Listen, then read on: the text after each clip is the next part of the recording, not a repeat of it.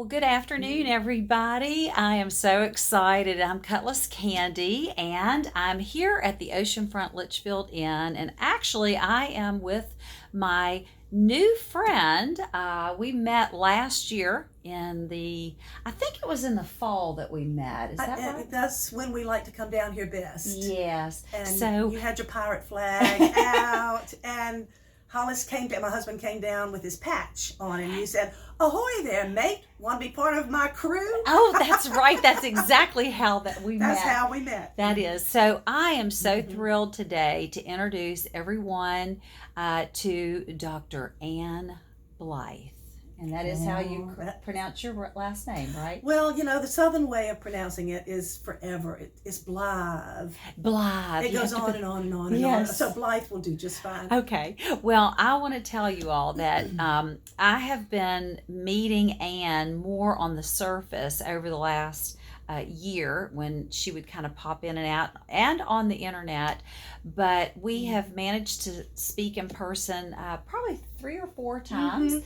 And last night I had dinner with them, and she is a writer, and she was always kind of in hiding here when I first met her. Yeah, it's my proclivity. Yes. I like to go in hiding. Well, let me tell you, there's a real true reason that she's been hiding, and that's because she has been writing a new book that you just published it, didn't you? It just came out last Thursday. Oh. It's not really even out yet, so Candy gets the exclusive. Well, I'm really excited about this book, and I mentioned to her on the internet through instant messaging that when it came out, I really wanted to have a copy of it. So she popped in to the inn, and they own here like I do, and they're here for a period of time to celebrate just being together, and I'm really excited that we can do this interview. I am too, and I thank you for it. I want to tell you too, because I've watched you do your children's piratical lady thing, and it's wonderful, and what you enchant the children. And so you enchant everybody else around, me including. Oh, wow. So that was one of the things that, enamored me with you. You enchanted me too.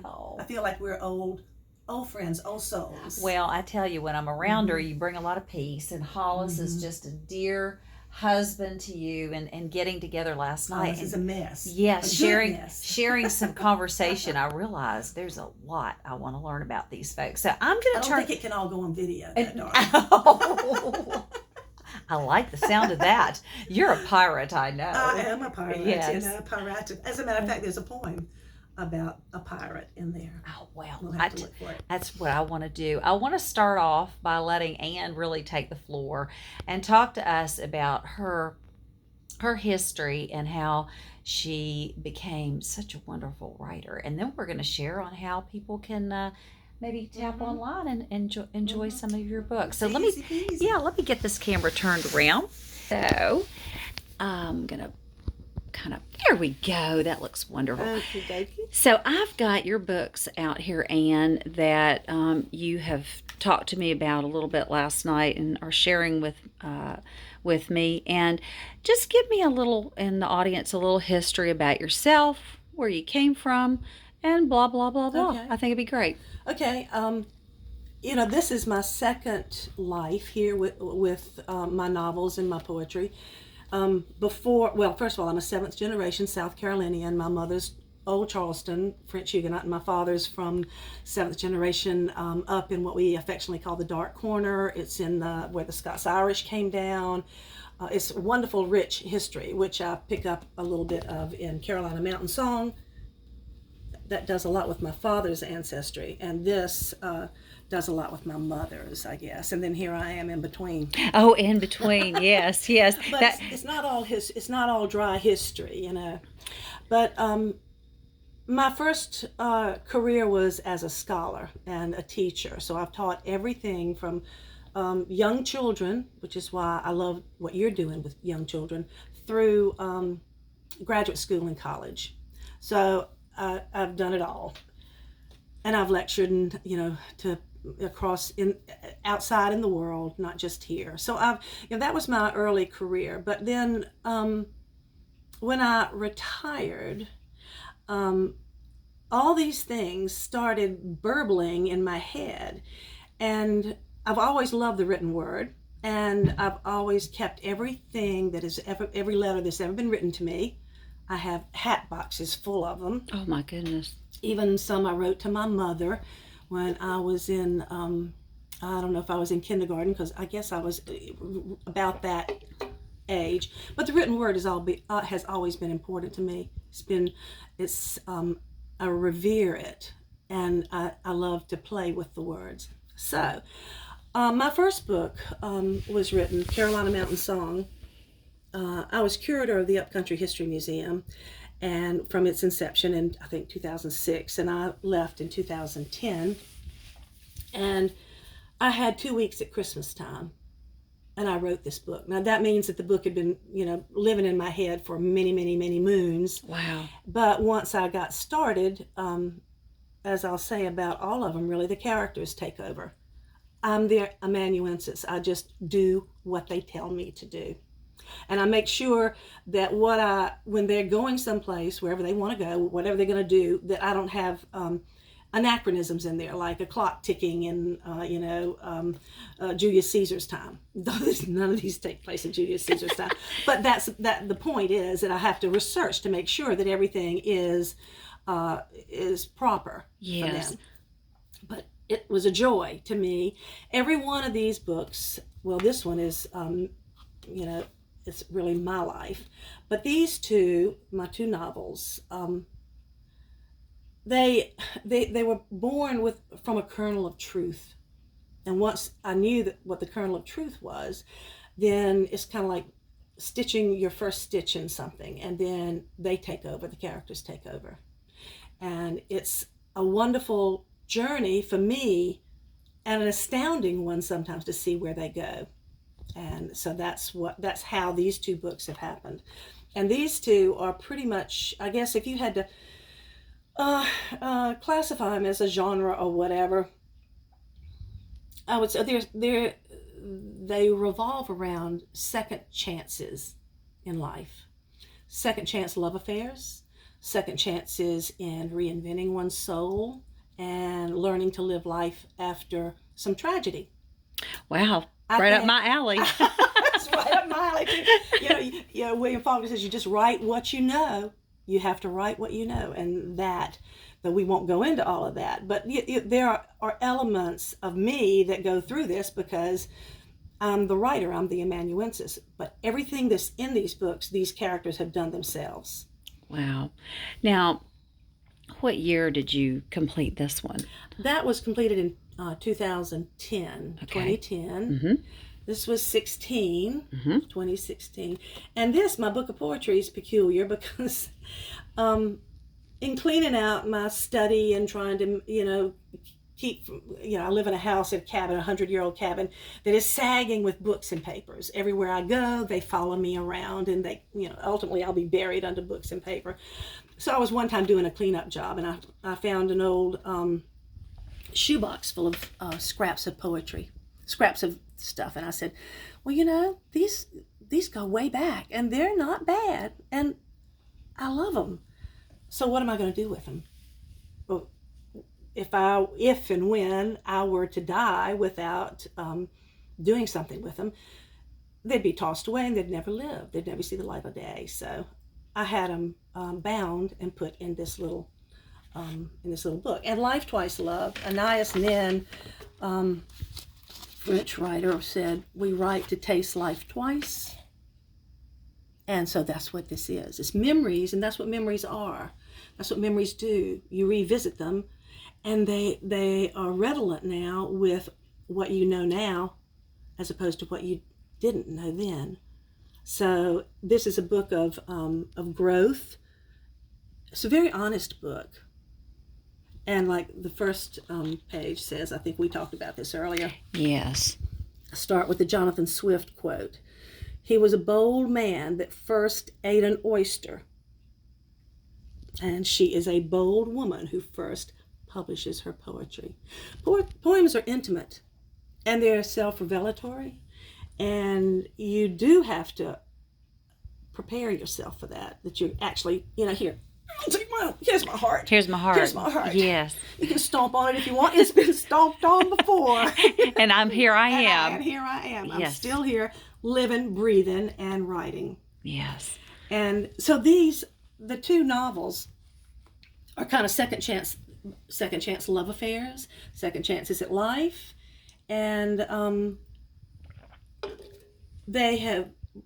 this one especially has broken my heart. This one's full of joy and a wonderful woman of the earth, Sapphira McCabe.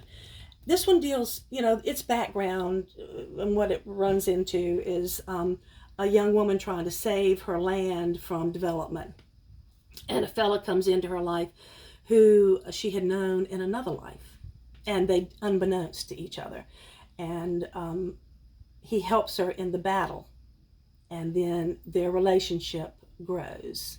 And it's a fun story. That's a fun story. Talking about relationships and getting a little bit into your personal relationship with Hollis. With Holly, baby. Yes, it was interesting to listen to Holly, you baby. all last evening, and we kind of giggled about how many times that we've individually been married, and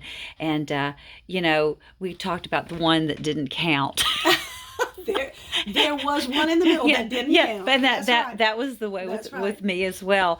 But you seem to be with the love of your life, and it I guess going through all of this, and these books are part of that journey of the revelation of these things. Talk a little bit about how Hollis, because I know that right in here, one of them it talks about how he.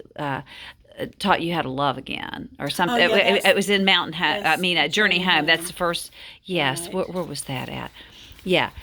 Yes. The HEW, Hollis Edwin Wilson, who has given me the capacity to know and write about love. To write about love. Yes. And he has. I have a wonderful little author's note at the back where I thank everybody who has been with me on this journey. And Hollis has.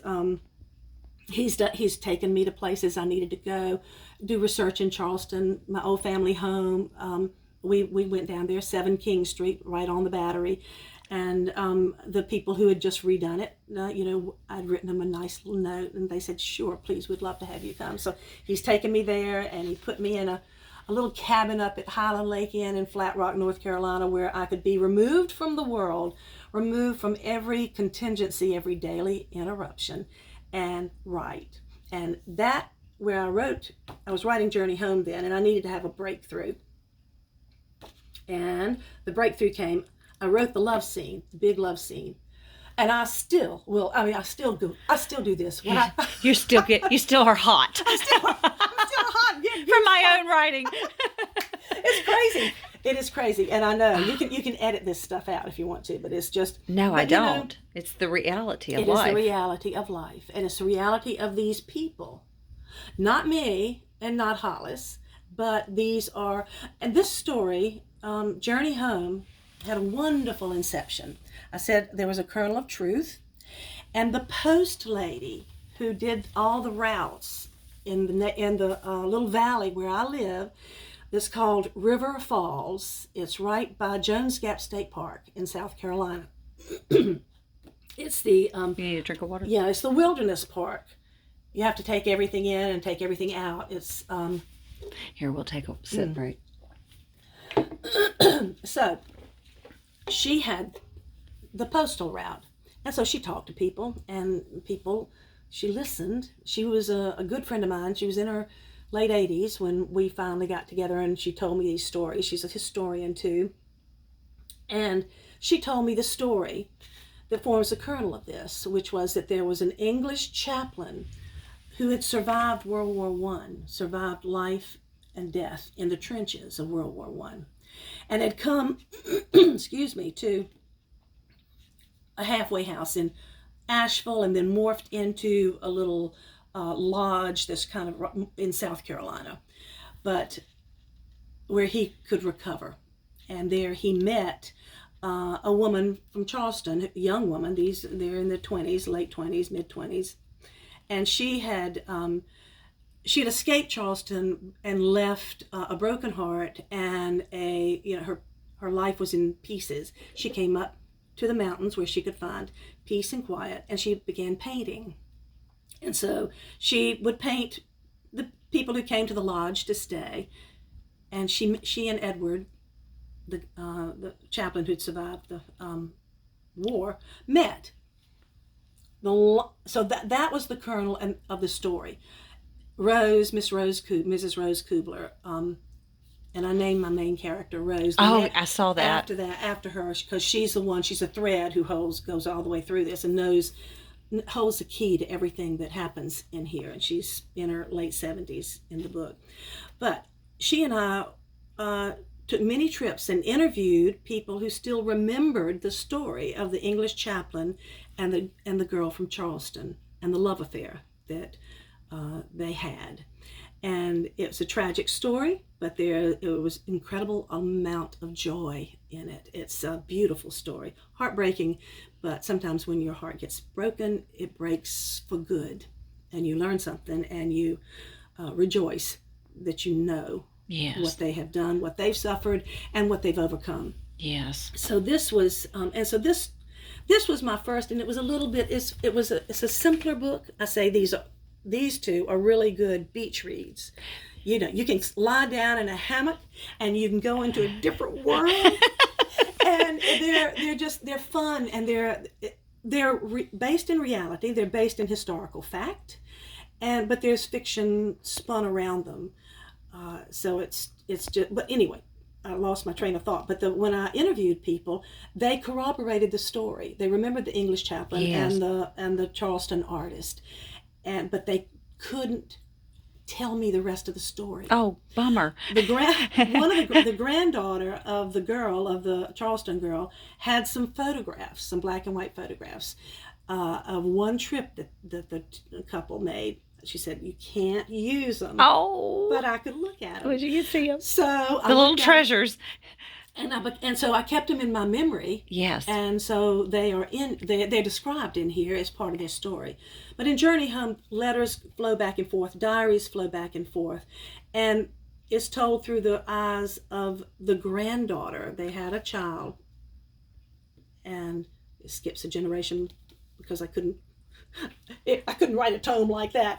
but the granddaughter who has been locked out of any knowledge of her grandparents' life and tragedy and love, because it was irregular, it was not conventional. Yes. But through Rose, Victoria Wren, that's the girl the granddaughter, discovers who her grandparents were. Amazing people. And then through that, she discovers a passionate destiny of her own. Ooh, this is a must read. Like, now that I have it, I have to get right on it tonight. Oh my gosh. It's a fun read. It's a good read. Well, I know just in reading this morning, the first poem that, and I want you to talk a little bit about this, because one of my most favorite movies of all times is Out of Africa. And I have to tell you, when I started reading this poem, the musical notes of the soundtrack of Out of Africa came straight out of me, and I went right and pulled it out and thought, I'm going to introduce this poem and you on my Facebook page. That was what you did this morning. Yes, I did. I said, it just was like perfect. Yeah. And I saw so much of my own self in the way that I'm an adventuresome soul and becoming someone, and the layers are coming off. Talk to me about this particular poem that you start your book out, and why. It's called Pentimento, and it's an artist term. We'll start there. That an artist who paints and maybe doesn't like what he's painted or she's painted, and working in oils, and scrapes it off and says, I don't want any more of this. I'm going to start all over. Well, and no matter, there's something left of the original painting when they start painting over the new painting, but that adds a depth and a resonance and a mystique, a mystery even. It adds richness, and that is multi-layered, inadvertently or on purpose, whichever.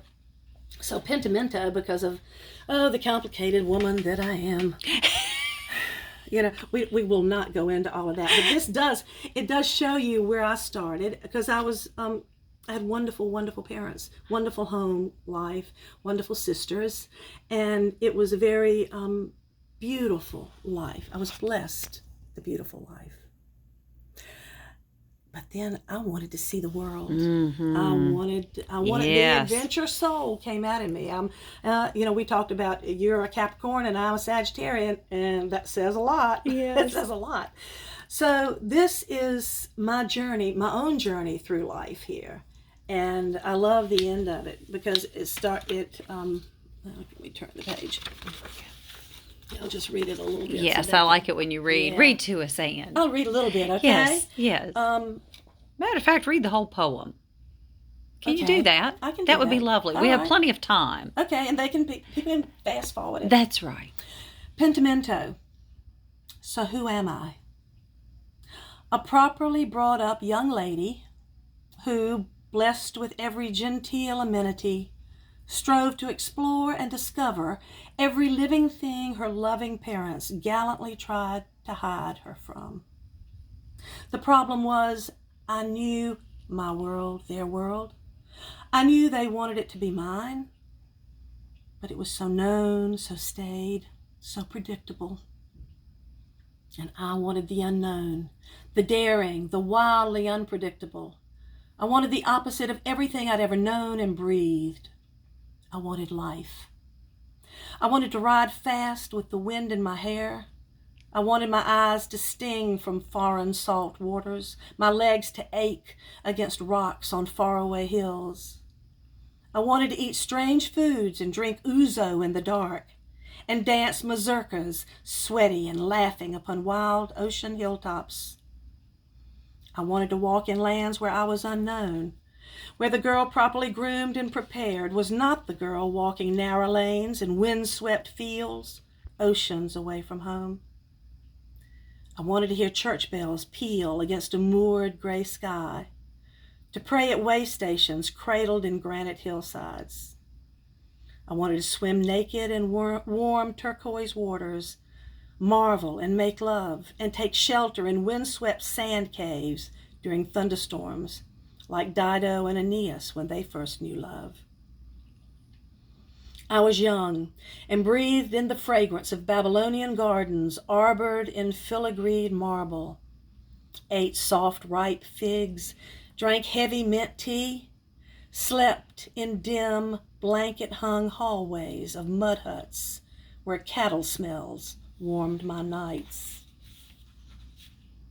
I walked in Stratford with Shakespeare, read Columbus's diary in Portugal by the sea, sailed the Nile on a full perfect moon, wandered Luxor's temple under the stars and the Acropolis steps in the blazing heat of day. I clove my heart with Troilus and Cressida, despaired with Paris and Helen of Troy, sat on the towering gate of Troy with tears in my heart for all the lovers doomed by love. But after curtsying to my father in chaste white silk and long kid gloves, I never did anything I was groomed for, except receive the world with outstretched open arms, wide-eyed wonder and joyful astonishment. I did everything I was brought up not to do. So who am I now? Cressida, Helen, Dido, all the tragedians of history rolled into one, but one who's not been afraid to tip the cup of life to her lips with a smile. Wow. That's Pentimento. That is Pentimento, and that brought tears to my eyes. I'm here with tears in my eyes, and Lord. I have to tell you, what a joy to be able to have Anne read that to me. Thank you for asking me to read it. It's a joy to read my poetry. I love it. Well, it's a joy for me to read aloud.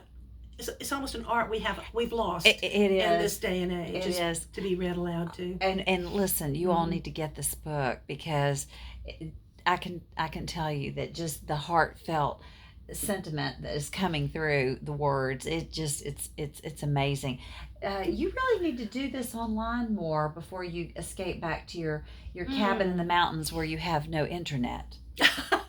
I know. I'm a recluse. I live up there with the bears and the snakes and and on the Middle Saluda River. It's in that rustic old 100-year-old cabin that does have indoor plumbing now. Oh, that's a good thing. I was Especially. I was a little concerned about you when you were talking about the bear. You were chasing the bear away not long ago, and I'm thinking, oh my gosh, Anne is really out there in the middle of nowhere. I know. City girl is a mountain woman now. You've traveled a lot. Mm-hmm. You've traveled a lot. Talk to us a little bit about your travels over the world too. Well, when I was very young, in my early 20s, I horrified my mother and father I was teaching school and I collected my retirement when I was 23, 4, 5, 7, I don't remember what.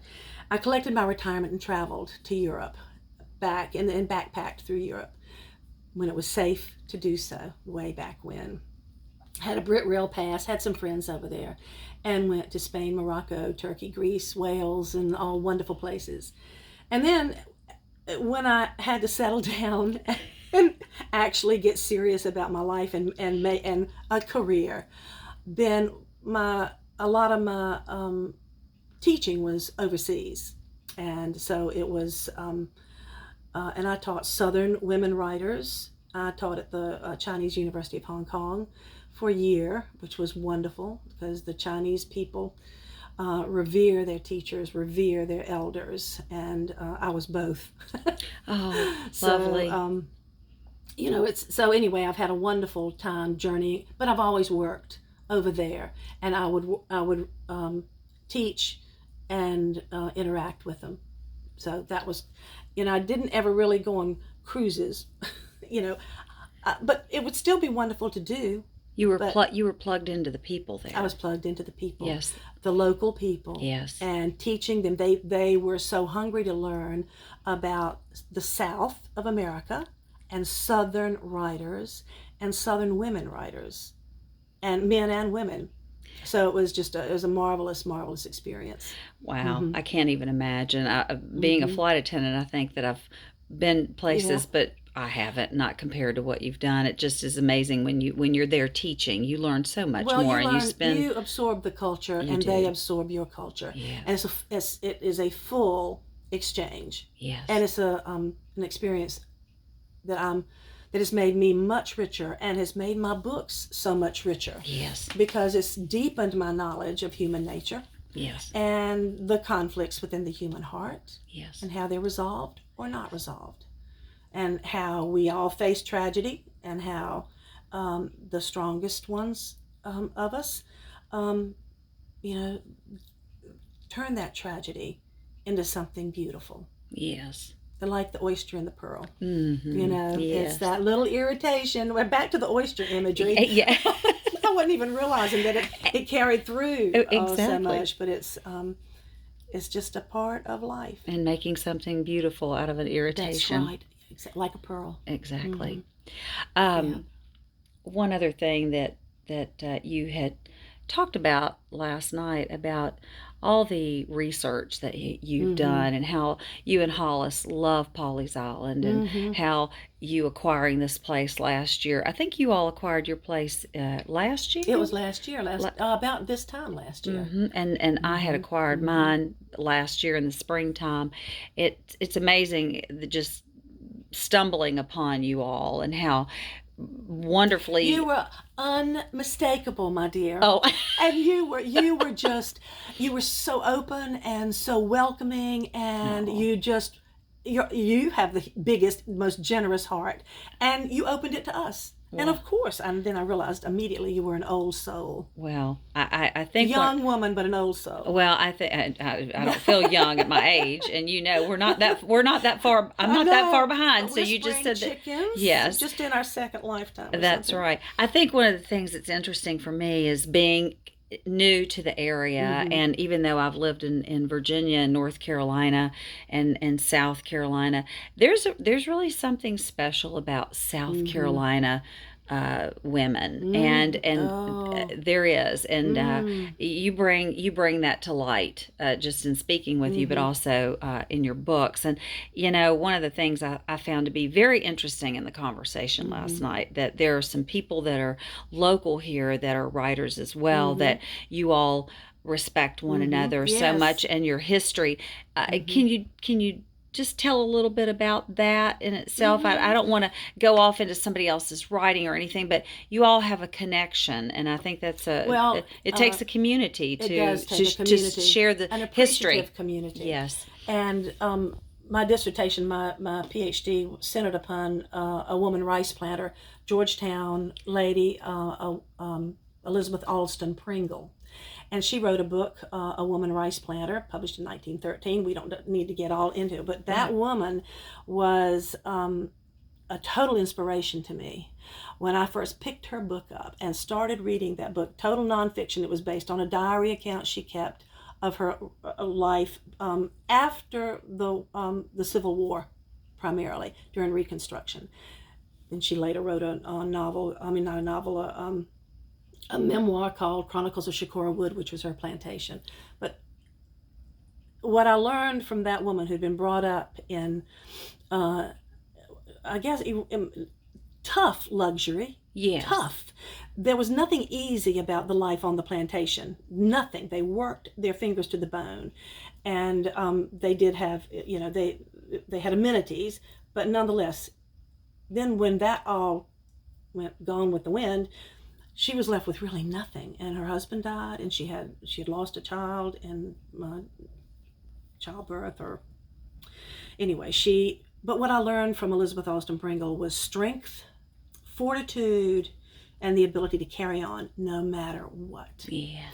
If anybody can find that book, I brought it out with a small press, the CJ Press in Columbia, with an introduction. But I think it's no longer really on the shelves anymore. Somebody else's introduction is on it. But I spent 7 or 8, 10 years of my life researching her. Wow. All of her papers are at the South Carolina Historical Society. I knew the people who owned the plantation, and they, welcomed me. I slept in her room. Oh. There were ghosts in that house, friendly ghosts that spoke to me, spoke to Jamie and Marcia Constance, the owners. So that background was true steel magnolia. Yes. Different kind from the movie that we're so familiar with. Yes. But nonetheless, that ramrod back. Yes. Even my mother, and Charleston ladies are were known for their, they had hard times too. Everybody has hard times. Yes. But when you learn and you go through, people that you respect, and you learn about them, even if they're not here anymore, through their written word, the written words that they have left for you, for some young scholar to just stumble upon. And now, after all these years, I did a lot of work with her in conferences and stuff like that. But anyway, now in my second or third life, whatever it is I'm in now, I'm donating all of my Pringle materials, all the research materials, all the notes I've taken, all the research I've done all over America, wherever. Wow. She was friends with Phoebe Apperson Hearst in California.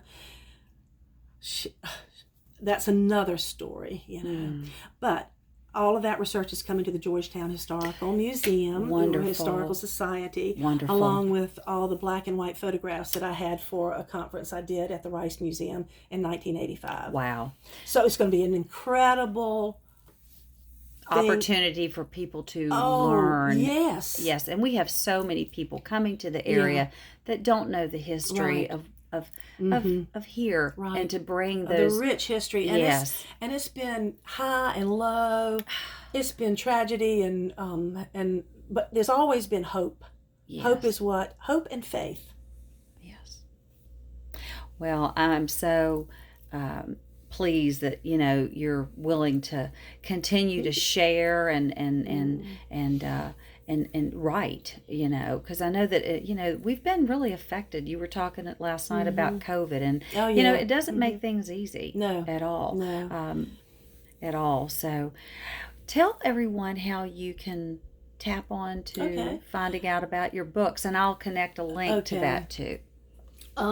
There is on my website. I have a website, and the books are on the website, along with a lot of the other stuff I've done. It's a anyway. It's a place you can poke around.